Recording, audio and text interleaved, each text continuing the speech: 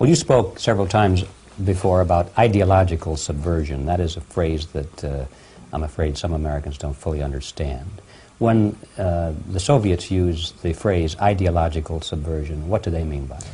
Ideological subversion is the process which is legitimate, overt, and open. You can see it with your own eyes. All you have to do, all American mass media has to do, is to unplug their bananas from their ears, open up their eyes, and they can see it. There is no mystery. There is nothing to do with espionage.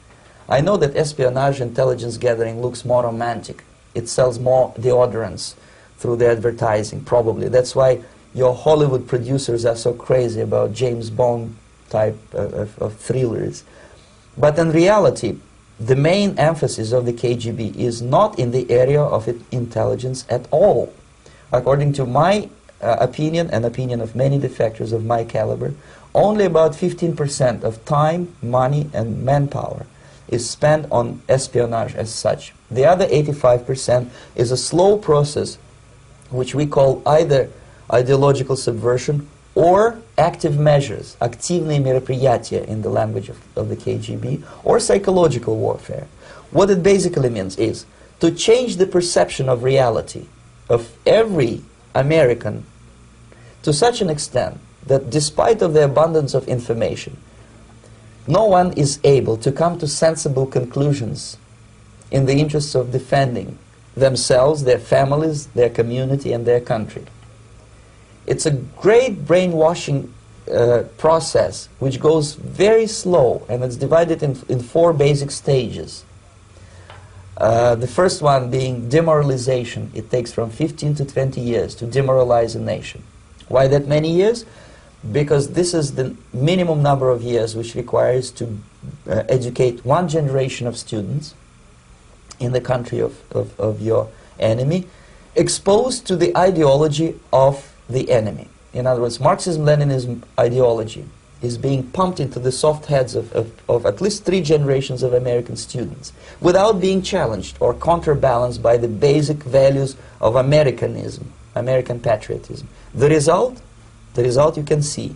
Most of the people who graduated in the 60s, dropouts or half-baked intellectuals, are now occupying the positions of power in the government, civil service, business, mass media, educational system. You are stuck with them. You cannot get rid of them. They are contaminated. They are programmed to think and react to certain stimuli in a certain pattern. You cannot change their mind, even if you expose them to authentic information, even if you prove that white is white and black is black, you still cannot change the basic perception and the logic of behavior. In other words, these people, the process of demoralization is complete and irreversible. To get rid society of these people, you need another 20 or 15 years to educate a new generation of patriotically minded and common sense people who would be acting in favor and in the interests of the United States society. And yet these people who've been programmed and, as you say, in place and Yes. who are favorable to an opening with the Soviet concept, these are the very people who would be marked for extermination in this country? Most of them, yes. Simply because the psychological shock when they will see in future what the beautiful society of equality and social justice means in practice, obviously they will revolt. They will be very unhappy, frustrated people.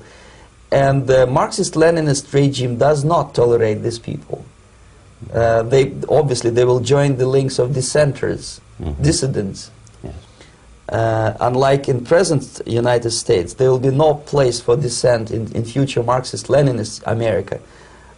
Here you can get popular like Daniel Ellsberg and filthy rich like Jane Fonda for being dissident, for criticizing your Pentagon. In future, these people will be simply squashed like cockroaches.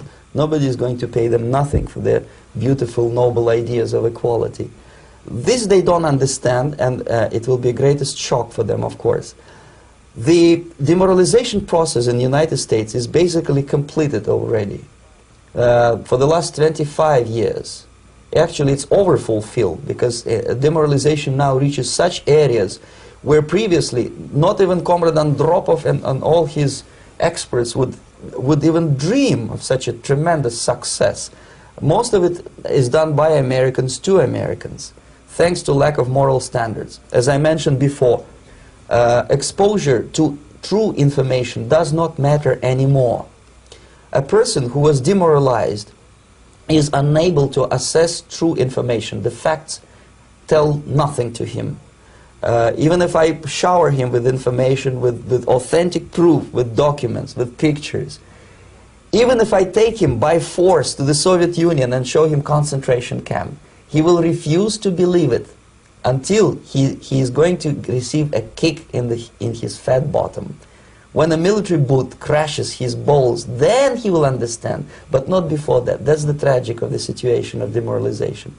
So basically America is stuck with demoralization, and unless, even if you start right now, here, this minute, you start educating new generation of Americans, it will still take you 15 to 20 years to turn the tide of ideological perception of reality back to normalcy and patriotism. The next stage is destabilization. This time, subverter does not care about your ideas and the patterns of your consumption. Whether you eat junk food and get fat and flabby, doesn't matter anymore. This time, and it takes only from 2 to 5 years to destabilize a nation, what matters is essentials: economy, foreign relations, defense systems. And you can see it quite clearly that in some areas, in such sensitive areas as defense and economy, the influence of Marxist-Leninist ideas in the United States is absolutely fantastic. I could never believe it 14 years ago when I landed in this part of the world, that the process will go that fast. The next stage, of course, is crisis. It may take only up to 6 weeks to bring a country to the verge of crisis. You can see it in Central America now. And after crisis, with a violent change of power, structure, and economy, you have so-called the period of normalization. It may last indefinitely. Normalization is a cynical expression borrowed from Soviet propaganda. When the Soviet tanks moved into Czechoslovakia in '68, Comrade Brezhnev said, "Now the situation in brotherly Czechoslovakia is normalized."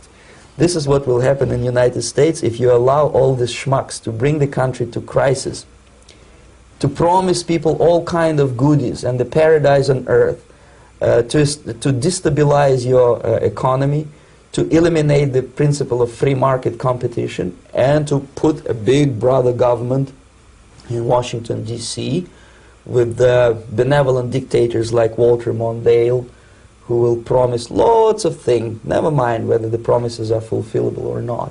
He will go to Moscow to kiss the bottoms of new generation of Soviet assassins, never mind. He will create false illusions that the situation is under control. Situation is not under control. Situation is disgustingly out of control. Most of the American politicians, media, and educational system trains another generation of people who think they are living at a peacetime. False.